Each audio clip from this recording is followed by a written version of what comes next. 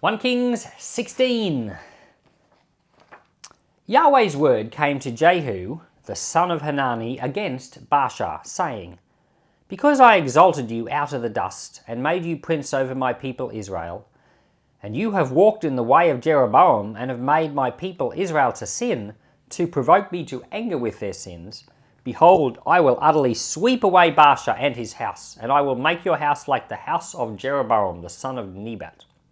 The dogs will eat Baasha's descendants who die in the city, and he who dies of his in the field, the birds of the sky will eat.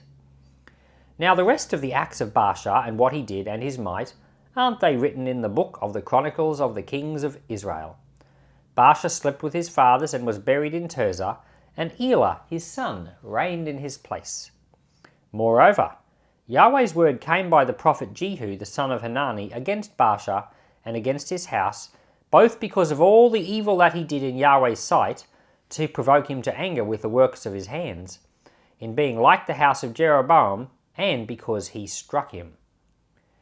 In the 26th year of Asa, king of Judah, Elah the son of Baasha began to reign over Israel in Tirzah for 2 years. His servant Zimri, captain of half his chariots, conspired against him.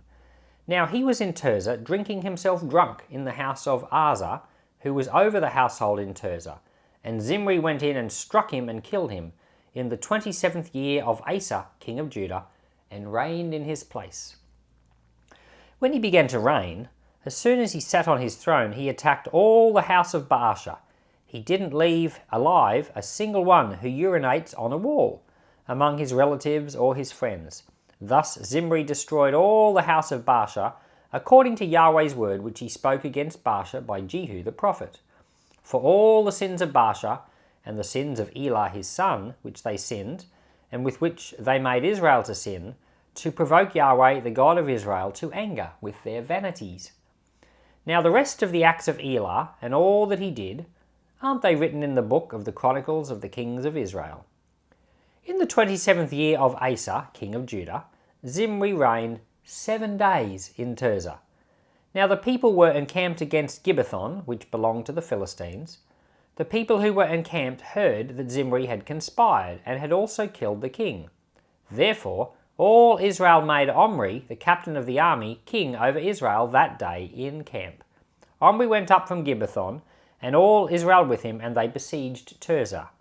When Zimri saw that the city was taken, he went into the fortified part of the king's house, and burned the king's house over him with fire, and died. For his sins which he sinned in doing that which was evil in Yahweh's sight, in walking in the way of Jeroboam, and in his sin which he did to make Israel to sin. Now the rest of the acts of Zimri, and his treason that he committed, aren't they written in the book of the chronicles of the kings of Israel? Then the people of Israel were divided into 2 parts. Half of the people followed Tibni, the son of Ginath, to make him king, and half followed Omri. But the people who followed Omri prevailed against the people who followed Tibni, the son of Ginath. So Tibni died, and Omri reigned. In the 31st year of Asa, the king of Judah, Omri began to reign over Israel for 12 years. He reigned 6 years in Tirzah. He bought the hill Samaria of Shemer for 2 talents of silver, and he built on the hill, and called the name of the city which he built Samaria, after the name of Shemer, the owner of the hill. Omri did that which was evil in Yahweh's sight, and dealt wickedly above all who were before him.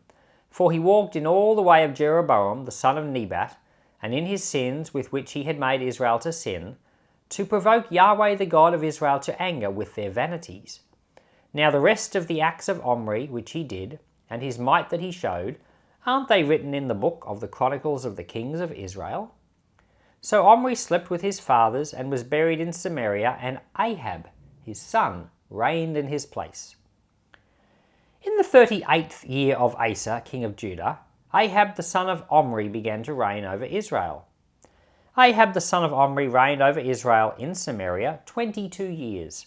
Ahab the son of Omri did that which was evil in Yahweh's sight, above all that were before him, as if it had been a light thing for him to walk in the sins of Jeroboam the son of Nebat. He took as wife Jezebel the daughter of Ethbaal, king of the Sidonians, and went and served Baal and worshipped him. He raised up an altar for Baal in the house of Baal, which he had built in Samaria. Ahab made the Asherah, and Ahab did more yet to provoke Yahweh, the God of Israel, to anger than all the kings of Israel who were before him. In his days Hiel the Bethelite built Jericho. He laid its foundation with the loss of Byram his firstborn, and set up its gates with the loss of his youngest son Sigub, according to Yahweh's word which he spoke by Joshua the son of Nun. Oh, so a lot's going on here. It's not just a ho-hum chapter, this one. So, first of all, let's go through the kings. Elah is the fourth king. So, Baasha was the king of Israel. He died. His son Elah became the king.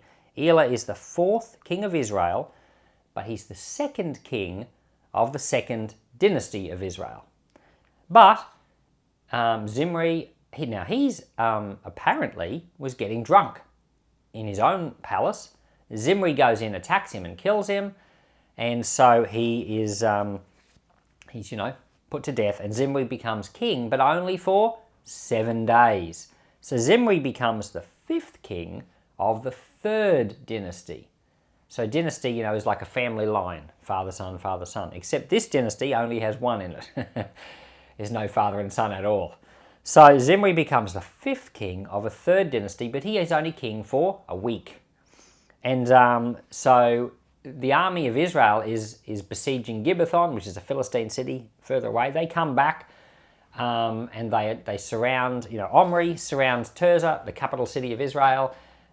Zimri kills himself. So now Omri and Tibni have a little mini civil war, but Omri overcomes. So Omri becomes the sixth king and the fourth dynasty of Israel. I think it's really crazy that there are 4 dynasties and only 6 kings at this point in Israel. It just goes to show the tumult, the turmoil and the turbulence that come from not following the Lord properly.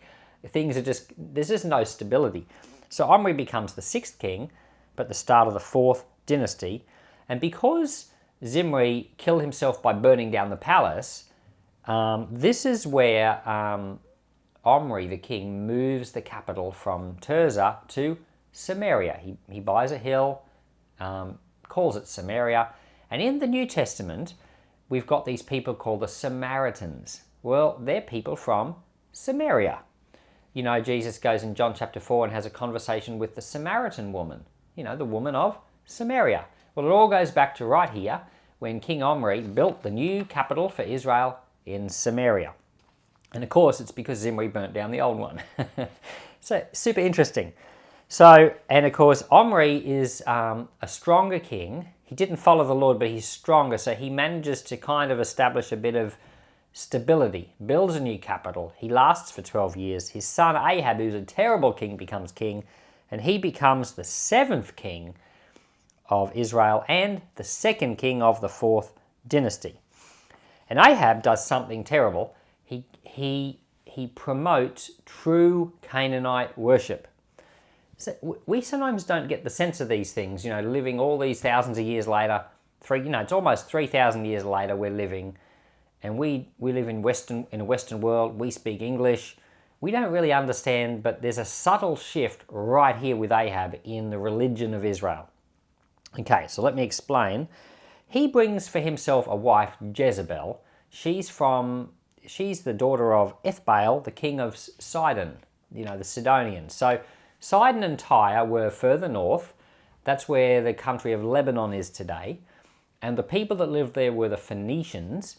And the Phoenicians were Canaanite, idolatry worshippers. So when Joshua and they came into the promised land, all the people there worshipped, Baal and the fertility gods. And the Lord was so displeased. They used to kill their children, as sacrifices to their gods.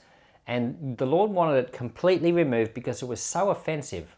And if you are struggling with the idea of the Lord wanting it being removed, you need to go back and go through some of our videos in the book of Joshua where we explain these things. But it'd be a bit like saying, for example, Hitler's regime in World War II, it was offensive. And, it had to be cleaned up. So it's something comparable to that. And so this had to be cleaned up. But the problem was Sidon and Tyre were further north, they were involved in these things too, but they remained there this whole entire time. So these fertility religions and the child sacrifice and all of that continued further north.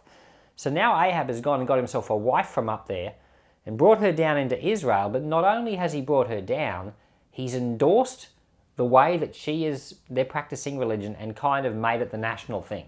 This is what we're doing. And we're going to find out in the next chapter, or is it 2 chapters after this, that Jezebel set up 450 prophets of Baal and 400 prophets of Asherah. There were 850 people that were involved, not counting all the priests, in worshipping these gods. So it had become kind of a state-sanctioned religion. So up to this point, when Joshua came into the promised land, they were endeavoring to worship God. They had their ups and downs, as we saw through the book of Judges. But with King David and that, they were worshipping the Lord. That was their plan. The temple was built with Solomon. They're worshipping the Lord. But when Jeroboam, the first king of Israel, came, he didn't want them to go down to Israel. He still wanted them to worship God. But he set up these 2 golden calves and he said, these are your gods. So now we had this thing which was called Syncretistic Religion. They're still kind of worshipping the God that brought them out of Egypt. That's what Jeroboam tells them. He says, this is your God that brought you out of Egypt. But it's kind of a variant religion. It's syncretism. It's a mixture of the practices of the land plus the practices of worshipping God. But what Ahab is doing with Jezebel here is, he's going completely back to those religions that were there before and saying, this is the way we're going to worship. So that's why it's said here in this chapter that Ahab turned away from the Lord more than any other king before him, like more than Jeroboam, who set up those 2 golden calves. So sometimes we don't sense the subtleties of these differences, but no, this is a complete different religion. It's the one that God hated. It's the one that God wanted driven out of the land when Joshua came. The golden calves were bad, but this is really bad. So we just got to make the point that this is so bad that God has to raise up a special prophet to deal with this, which we're going to meet in the next chapter, Elijah. So, and just to emphasize how bad this is, this chapter finishes with the discussion of the man that rebuilt the city of Jericho. And if you go way, way back to Joshua's time, when Joshua destroyed the city of Jericho, Joshua put a curse on it and he said, whoever rebuilds this city will lose his first son, and whoever sets up the gate will lose his youngest son. And he put this curse on the city. And I don't know if you remember us reading that, but here we've just read that at the, let me just get my Bible back out for you. Here we go. This is the last verse. In the days Hiel the Bethelite built Jericho. He laid its foundation with the loss of Byram, his firstborn, and set up its gates with the loss of his youngest, Sigub, in accordance to Yahweh's word which he spoke by Joshua, the son of Nun. And so you can find those words way back in the book of Joshua. So here we have got an example of a man that goes to build a city, and when he's at the foundation stage, his oldest son dies, and when he's at the gate stage, his youngest son dies. Now, when I was a younger Christian, this is actually an example of child sacrifice. I'm like 99% sure of this, and at least one commentator said that what I'm about to tell you is correct, and other commentators didn't even think of it as a possibility. But I'm pretty sure that I'm right here. This is an example. It's thrown in here because it's an example of the child sacrifice that's taking place.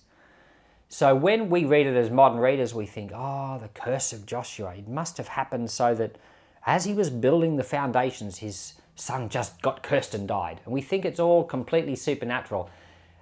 There's no doubt about it that there was a curse at work, but there was also a natural thing at work too. And the natural thing was that as part of the religion of the time, when someone would build a new city, they would offer child sacrifices and put them into the foundations of the city. This isn't just a thing that happened in Canaan. This has happened all over the world. It happened in Cambodia. It happened in the Aztec Empire, in South America, where they would build pyramids or they would build cities and they would kill people and put them into the foundations. And so what we've got here is the man, Hiel the Bethelite. He builds Jericho again and he sacrifices his oldest son and puts him into the foundation. And when he gets to the gate stage, he sacrifices his younger son and puts him into the gate as well. So this is an example of how evil the northern tribe of Israel is becoming under Ahab and Jezebel. They have gone all the way back to the religion of before Joshua, and they're endorsing it. They're endorsing child sacrifice. And you can see that the Bible has thrown in an example right here in the last verse of this chapter to show you. And these are things we don't just pick up so easily because we read thousands of years later and we're thinking in English like modern people. But an ancient reader would have read this and would have said, goodness me. They've gone back to that, worshipping the Baals. And they've gone back to child sacrifice, and it would have really stood out as displeasing to the Lord. So I'm 99% sure about that. I don't think that these two boys that died were accidental deaths. I think they were sacrifices, and it was a curse. It really was a curse. Joshua spoke that that's what would happen. He probably didn't know that that was what would happen, and it doesn't mean that the Lord caused it to happen, but it's just a fulfillment of what the Lord knew would happen. And it's really disturbing to see Israel, the northern nation, falling so far. And as we go along, you're going to see why the Lord had to deal with Israel the same way that the Lord had to deal with the Ammonites that were in the land before Israel. So some people think of the Israelites as God's chosen people and God so specially treating them. But no, the Lord treats them no differently to anyone.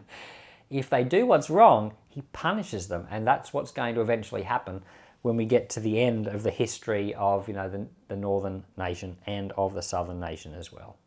Lord, keep us from idolatry. I ask our hearts would be set on you. Help us not to be so polluted by the world around us that we throw ourselves all in like Ahab and Jezebel. Lord, keep our hearts from evil. I pray in Jesus' name. Amen.